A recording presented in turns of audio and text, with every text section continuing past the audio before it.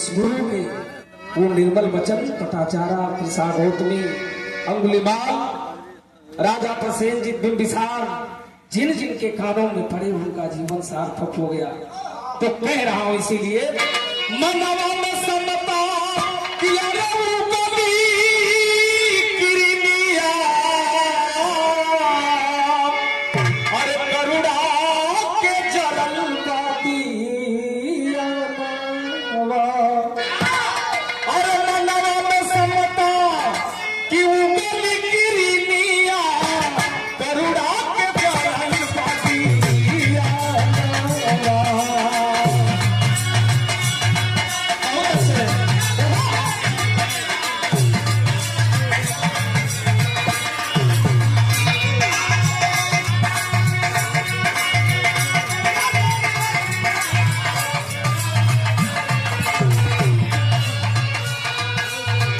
मनवा में समता की उगली किरनिया करुणा के जलल का दिया मनवा आहा दिलावा मेरे पसंद भगवानी ज्ञानी तथागत के चारा मनवा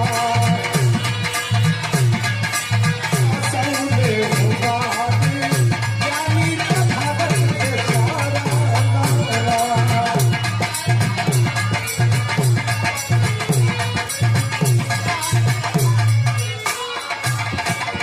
गुरु के दरबार में न कोई ऊंच होता है, न नीच होता है, न बड़ा होता है, न छोटा होता है। कहना है क्या मानव का मूल्य जग में ये कहीं बताए क्या बात है?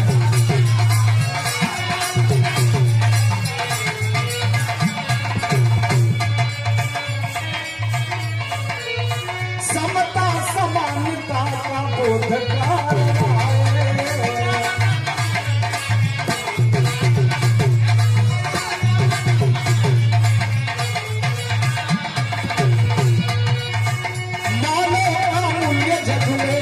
कहीं बताए समता समानता का बोध करवाए सील पंच सील मिलल सील पंच सील मिलल आपके करनवा जेके आज जगत बचा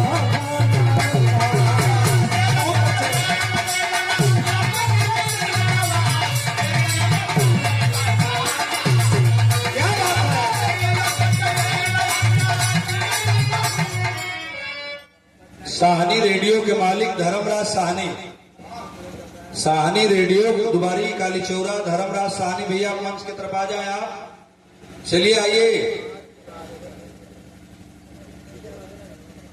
सील पंच सील मिलल ओ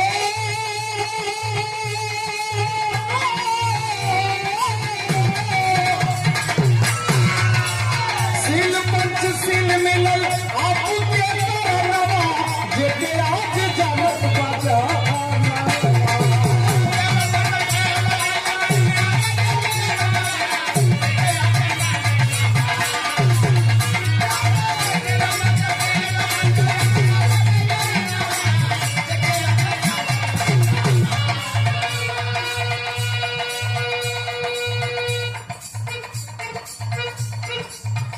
स्नेह की पंखुड़ियों में गुथा हुआ स्नेहिल पुष्पहार और ये बड़ा शीशा था। हमारे गार्जियन हमारे अभिभावक परम पूजनीय आदरणीय श्रद्धेय बड़े भैया गौरी शंकर आचार्य जी के कोमलकर से प्रदान हुआ और बहुजन समाज पार्टी के जिला इकाई के आप मेंबर हैं परम पूजनीय आदरणीय श्रद्धेय आचार्य विनोद कुमार गौतम जी आप प्रबंध के कोमलकर और परम पूजनीय आदरणीय श्रद्धेय हरिलाल जी बहुजन समाज के आप सम्मान है आन बान शान है आप प्रबंध के कोमलकर से लाखों रुपए का स्नेही सम्मान आशीर्वाद के रूप में प्रदान हुआ। बहुत बहुत प्रणाम करते हैं साधर्मों बुद्धाय जय। हे प्रभु आप ही तो दुनिया के ऐसे शास्त्र थे, दुनिया के प्रथम वैज्ञानिक हुए, दुनिया के प्रथम शिक्षक हुए। आप ही ने तो ये ज्ञान दिया, माता पिता के द्वारा हमें जन्म तो मिल गया लेकिन जीवन जीने का कोई नियम कानून नहीं था।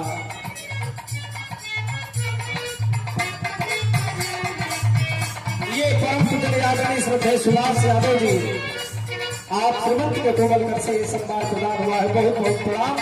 हे प्रभु, आप ही ने 3 शरण दिया, जीवन कैसे जिएगा मनुष्य, 5 नियम कानून आपने बनाया, जो इस पर चलना शुरू किया उसे सुगति प्राप्त हो गई। तो इसीलिए कह रहा हूँ, शील पंच शील मिलल, शील पंच शील मिलल, आपके कोरोनवा जेके आज जनक बचा।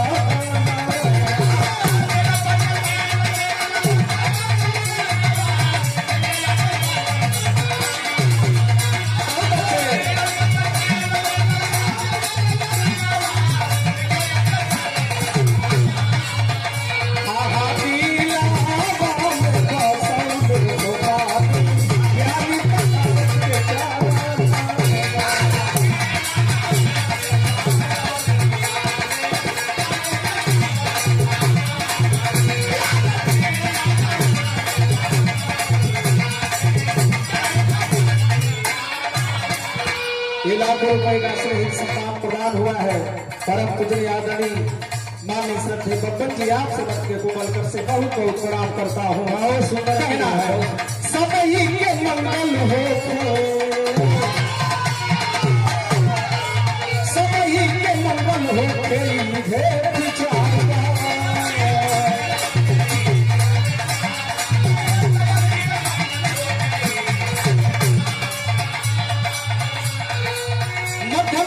पाई के निकले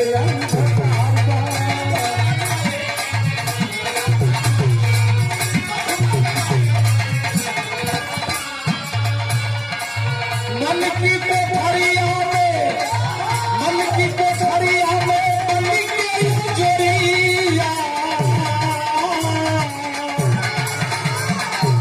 मन की कोठरिया में बनी के जोरिया, त्रिशरण के चमकल बाचा।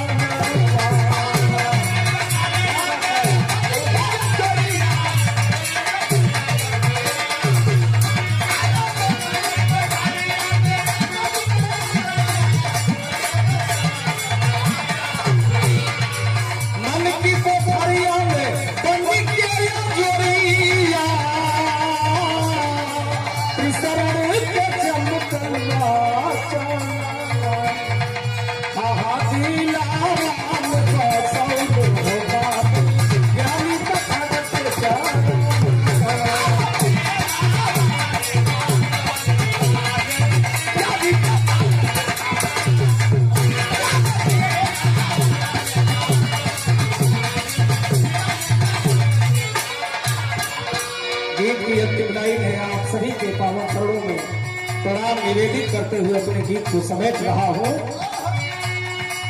गुरुवर बिहारी पावन महिमा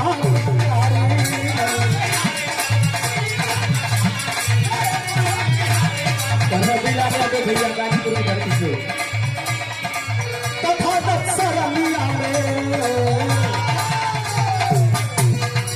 तथागत सरमिया में जिंदगी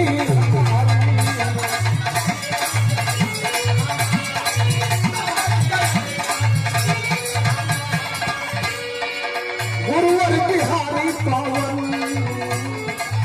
महिमा बन्यारी, तथागत चरनिया में और जिंदगी हमारी। अरे संतोष अनिल चंद्रा, अरे मिलल मान के, अरे संतोष अनिल चंद्रा, अरे मिलल मान के, अरे भावे ऊहे सत्य जे भजनवा, अरे दिलावा में अरे पसंद हो बागी, अरे ज्ञानी तथागत के चार